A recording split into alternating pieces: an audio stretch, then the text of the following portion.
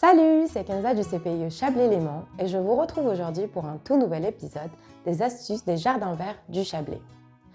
Connaissez-vous une technique qui vous permet de moins arroser, moins désherber, tout en économisant du temps au jardin?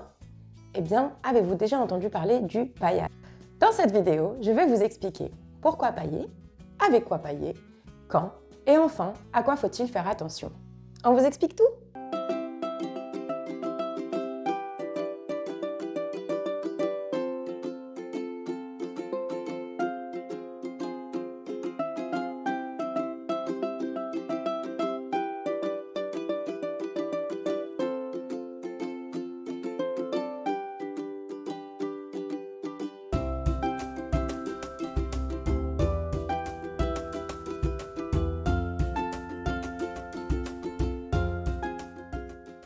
Pour débuter, le principe du paillage. Le paillage, c'est le fait de couvrir le sol de son jardin ou de son potager. C'est la première étape pour avoir un sol vivant et le protéger. C'est une technique inspirée de la nature. En effet, en forêt, on ne trouve quasiment pas de sol nu. Une litière de feuilles mortes recouvre le sol. Celle-ci va petit à petit se transformer en humus. Le paillage consiste à reproduire cette technique afin de nourrir et aider les plantes de son jardin. Passons maintenant aux avantages du paillage. Avant tout, le paillage permet de protéger le sol de la pluie en évitant l'érosion, de la chaleur et enfin du froid en protégeant les dernières cultures des premières gelées. Le paillage permet également de nourrir les êtres vivants du sol. En effet, cette couche organique va être décomposée par les vers de terre, les macro- et micro-invertébrés, les bactéries, les champignons et ainsi apporter aux plantes des nutriments. De plus, le paillage permet de moins arroser. En effet, en limitant l'évaporation, c'est 50% d'économie d'eau au jardin. Le paillage permet également de limiter le désherbage. En privant de lumière les mauvaises herbes, celles-ci vont alors moins pousser et moins entrer en concurrence avec les plantes du potager. Le paillage protège également vos cultures contre les maladies pour deux raisons. Après la pluie, l'évaporation permet de créer une atmosphère humide autour des légumes et des feuilles. Cette atmosphère va être propice au développement de certaines maladies comme le mildiou. Ainsi, en paillant, l'air sera plus sec autour de vos légumes et de vos feuilles et ainsi mieux protégé. La seconde raison, c'est que le paillage va créer une barrière entre vos légumes et le sol. Ainsi, vos légumes seront plus propres et mieux protégés de certaines maladies ou bactéries et champignons.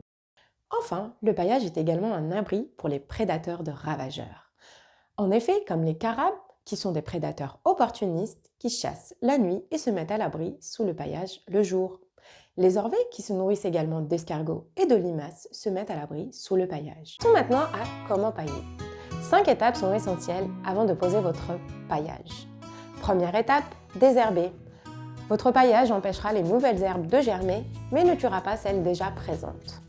Deuxième étape, biner, afin de casser la croûte et permettre les échanges entre le sol et l'atmosphère, et apporter du compost pour les cultures qui en ont besoin.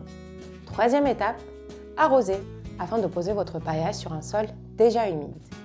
Quatrième étape, posez votre paillage d'une épaisseur de 10 à 20 cm, afin que celui-ci soit efficace. Et enfin, cinquième étape, surveillez, en soulevant votre paillage de temps en temps, afin de vérifier l'humidité du sol. Point suivant, quand mettre en place votre paillage? Au printemps, dans le cas des sols argileux, le paillage peut empêcher le sol de se réchauffer. Il est donc conseillé de le retirer afin que le sol se réchauffe. Vous pouvez mettre en place votre paillage au moment des cultures. Pour les semis directs, il est conseillé de patienter quelques semaines avant de le mettre en place. En automne, vous pouvez garder votre paillage en place afin que celui-ci garde la chaleur emmagasinée durant l'été. Enfin, en hiver, dans le cas des sols argileux, il est conseillé de le retirer afin que le gel travaille le sol en surface. Voyons maintenant avec quoi on va pailler. On parle de paillage, mais ce n'est pas forcément avec de la paille. Le plus simple, c'est de pailler en fonction de ce que l'on a dans le jardin, tonte de gazon, feuilles mortes, paille, foin, et en fonction de la durée de la culture. Pour les cultures courtes, il est conseillé de choisir un matériau fin, tel que herbes sèches ou tonte de gazon.